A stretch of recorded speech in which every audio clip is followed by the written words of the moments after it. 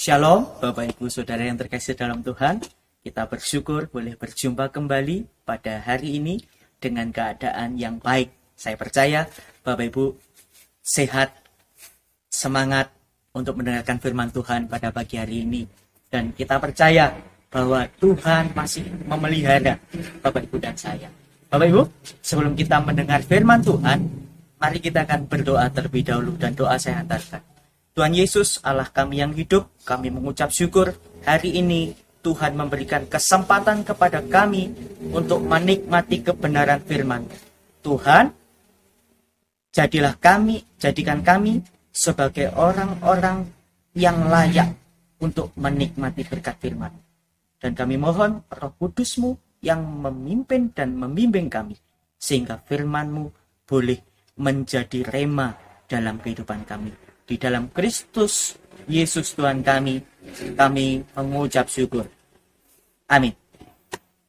Bapak Ibu Saudara, pada saat hari ini kita akan membaca firman Tuhan yang terambil dari Injil Yohanes pasal yang keempat, ayat 1 sampai dengan 42. Namun saya tidak akan membacakan semuanya, dan nanti Bapak Ibu bisa baca bersama dengan keluarga. Dan tema yang akan kita bahas pada pagi hari ini yaitu perjumpaan yang mengubahkan. Bapak Ibu Saudara, ketika kita berbicara perjumpaan, ini sesuatu hal yang sering terjadi dalam kehidupan kita sehari-hari. Dalam keluarga kita berjumpa dengan orang tua, anak, istri, bahkan dengan teman, dengan sahabat, dengan siapapun. Dan perjumpaan-perjumpaan ini seringkali kita nantikan. Hari ini pun ketika umat Islam merayakan Hari Raya Idul Fitri, Bapak Ibu, apa sih yang mau dimaknai? Bahwa kenapa perjumpaan itu sangat penting? Kalau kita melihat sampai mudik saja dilarang ya Bapak Ibu hari ini. Mudik saja dilarang. Sesuatu hal yang sangat dirindukan orang adalah berjumpa. Berjumpa membuat orang bisa bercerita, berjumpa membuat orang bisa berbagi cerita. Dan ketika perjumpaan itu tidak terjadi, ternyata membuat orang berduka. Bapak Ibu Saudara, kita akan melihat bagian firman Tuhan yang terambil dari Injil Matius pasal yang keempat ayat 1 sampai dengan yang ke-42. Di sana ada sebuah kisah di mana Yesus berjumpa dengan perempuan Samaria. Bapak Ibu, kalau kita ketahui bahwa Yesus yang tadinya meninggalkan daerah Yudea dan ingin kembali ke Galilea, Yesus harus melintasi daerah Samaria. Karena kalau Yesus mau mengambil jalan lain di tepi sungai Yordan bisa. Namun jalan itu cukup panjang dan cukup jauh jarak tempuhnya. Maka yang paling dekat adalah dia harus melintasi Samaria. Nah, di ayat 5 dikatakan, maka sampailah ia ke sebuah kota di Samaria yang bernama Sikar, dekat tanah yang diberikan Yakub dahulu kepada anaknya Yusuf. Di situ terdapat sumur Yakub. Yesus sangat letih oleh perjalanan. Karena itu, ia duduk di pinggir sumur itu hari kira-kira pukul 12. Maka datanglah seorang perempuan Samaria hendak menimba air. Kata Yesus kepadanya, "Berilah aku minum." Sebab murid-muridnya telah pergi ke kota membeli makanan. Maka kata perempuan Samaria itu kepadanya, "Masakan engkau seorang Yahudi minta minum kepadaku seorang Samaria?" Jawab Yesus kepadanya, "Jikalau engkau tahu tentang karunia Allah dan siapakah dia yang berkata kepadamu, 'Berilah aku minum,' niscaya engkau telah meminta kepadanya dan ia telah memberikan kepadamu." Kata perempuan itu kepadanya, "Tuhan, engkau tidak punya timba dan sumur ini amat dalam. Dari manakah engkau memperoleh air hidup itu? Adakah engkau lebih besar daripada bapa kami Yakub? yang memberikan sumur ini kepada kami dan yang telah minum sendiri dari dalamnya, ia serta anak-anaknya dan ternaknya. Jawab Yesus kepadanya, barang siapa minum air ini, ia akan haus lagi. Tetapi barang siapa minum air yang akan kuberikan kepadanya, ia tidak akan haus untuk selama-lamanya. Bapak Ibu Saudara yang terkasih, kita percaya bahwa setiap perjumpaan memiliki makna, setiap perjumpaan memiliki pesannya masing-masing.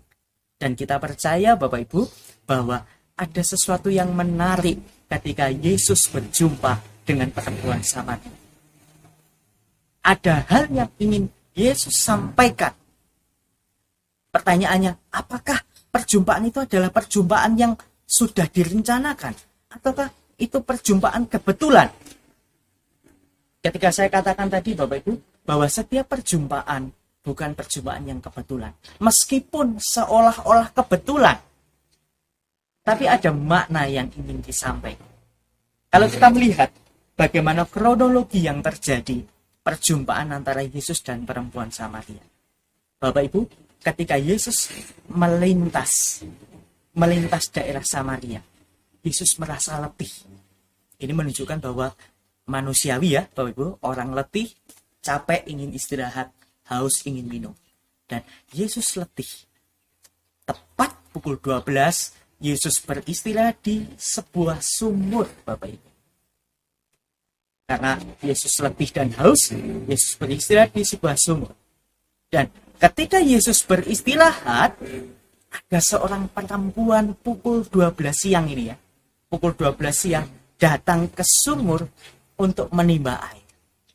Ya, padahal tradisi Samaria ketika orang perempuan mengambil air ke sumur itu kira-kira sore hari. Namun kenapa ini kok siang-siang ngambil air? Ya, Bapak Ibu, kita ketahui bahwa perempuan yang mengambil air ini adalah perempuan yang memiliki banyak laki-laki. Nah, Bapak Ibu Saudara, Tuhan tahu betul siapa yang akan dihadapi.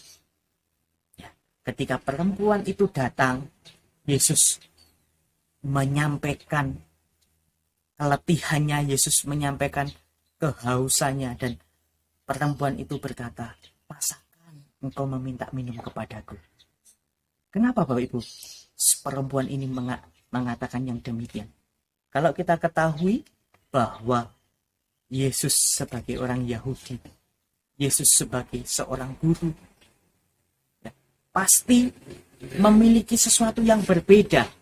Dan kalau kita melihat tradisi Yahudi dan Samaria, bahwa Samaria dianggap sebagai kasta kedua, kasta di bawah Yahudi. Sehingga ketika orang berkontak langsung, itu sangat dihindari oleh orang Yahudi. Namun apa yang terjadi? Yesus mengajak perempuan Samaria untuk bercakap-cakap. Ada sesuatu yang unik dan menarik, Bapak, bahwa Yesus mau melepaskan atribut yang disematkan kepada dirinya. Untuk apa? Untuk menolong perempuan Samaria. Bapak Ibu, kita ketahui bahwa ketika Yesus beristirahat di sebuah sumur tadi, Yesus berkata, berilah aku minum. Lalu ayat 9 dikatakan, maka kata perempuan Samaria itu kepadanya, masakan engkau seorang Yahudi minta minum kepadaku seorang Samaria? Ya, ada sesuatu hal yang mengejutkan Bapak Ibu. Perempuan Samaria ini terkaget-kaget ketika melihat seorang laki-laki Yahudi meminta minum kepadanya. Ada apa ini?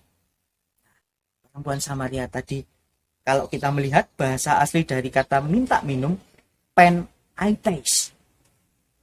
Di sana dikatakan bahwa penaites, yang berarti bahwa menggunakan bersama-sama.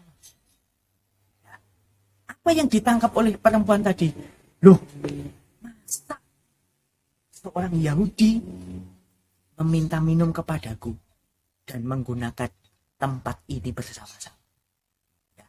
Kalau boleh saya kasih gambaran, mosok gelas bagi gawe pembantu nih. Lah kok digawe majikan? Ya mungkin itu enggak apa-apa Bapak Ibu. Tapi secara etika, jangankan Bapak Ibu, bekas pembantunya ya, bekas orang lain, saudara kita saja mungkin kita juga merasa kotor begitu. Nah, ini Yesus menggunakan narasi itu untuk menunjukkan bahwa Yesus sedang melepas atributnya. Supaya apa? Supaya Yesus bisa berkomunikasi baik dengan perempuan Samaria tadi. Nah, Bapak Ibu, di sana dikatakan bahwa perempuan Samaria itu bertanya kepada Yesus, mau mengambil air pakai apa? Tuhan Yesus tidak bawa tempat kok. Ketika perempuan Samaria mulai bertanya-tanya dalam dirinya, Yesus mengatakan bahwa aku adalah air hidup. Bapak Ibu, kenapa air menjadi simbol yang harus dibawakan itu? Air adalah simbol kehidupan. Air menjadi simbol untuk menunjukkan adanya kehidupan. Bapak Ibu Saudara, kita percaya bahwa Yesus ingin menunjukkan bahwa aku iki lho sumber urip. Kalau engkau menerima saya, kau akan menerima kehidupan. Bapak Ibu Saudara yang terkasih dalam Tuhan Yesus, kita percaya bahwa karya Allah ingin dinyatakan melalui perempuan Samaria. Dan apa yang terjadi Bapak Ibu? Perjumpaan Yesus dan perempuan Samaria menjadi perjumpaan yang memberikan perubahan kepada perempuan Samaria. Ketika perempuan Samaria menerima Yesus, air hidup itu diterima. Perempuan Samaria mengalami perubahan dalam dirinya. Apa Bapak Ibu yang terjadi? Respon apa yang dikerjakan oleh perempuan Samaria? Dia mau meninggalkan pasangan laki-lakinya yang banyak. Dan dia mau berubah. Ada sesuatu yang kita cermati di mana perjumpaan Yesus dan perempuan Samaria menjadi perjumpaan yang memberikan perubahan yang memberikan berkat kepada perempuan Samaria. Bapak Ibu, ketika perempuan Samaria itu menerima perubahan itu, dia menyaksikannya kepada semua orang yang dijumpai. Dan apa? Mengubahkan dirinya dan memberkati banyak. Bapak Ibu, kesempatan hari ini apa yang mau dikatakan oleh firman Tuhan? Bahwa seringkali kita merasa bahwa perjumpaan kita dengan orang lain adalah perjumpaan kepada Tuhan. Tapi percayalah Bapak Ibu, setiap perjumpaan itu adalah perjumpaan yang bermakna. Maknailah setiap perjumpaan itu menjadi perjumpaan yang mengubahkan, memberkati. Bisa jadi kalau kita berjumpa dengan tetangga kita, jadikanlah itu sebagai perjumpaan yang memberkati Bapak Ibu. Berjumpa dengan saudara kita, jadikanlah itu sebagai perjumpaan yang mengubah. Kenapa Bapak Ibu? Karena ada waktunya nanti kita tidak bisa berjumpa dengan mereka. Sama halnya ketika kita memiliki kesempatan untuk berjumpa dekat intim dengan Tuhan, melalui apapun yang bisa kita kerjakan, melalui doa Bapak Ibu, melalui perenungan Bapak Ibu, melalui pembacaan firman, dan lain sebagainya yang bisa mempertemukan kita dengan Tuhan. Gunakanlah itu sebagai kesempatan yang terbaik yang bisa mengubahkan hidup kita. Dan Bapak Ibu, ada satu pertanyaan refleksi bagi kita semua. Bagaimana ketika Yesus sudah mau datang untuk menjumpai Bapak Ibu dan saya, dan Yesus membawa kehidupan, air kehidupan itu, dan memberikannya kepada Bapak Ibu dan saya. Maukah kita menerimanya dan kita menikmatinya dalam kehidupan kita sehari-hari? Kiranya Tuhan memberkati dan kiranya Tuhan membawa kepada perjumpaan yang lebih dekat. Tuhan Yesus memberkati kita semua. Shalom Bapak Ibu.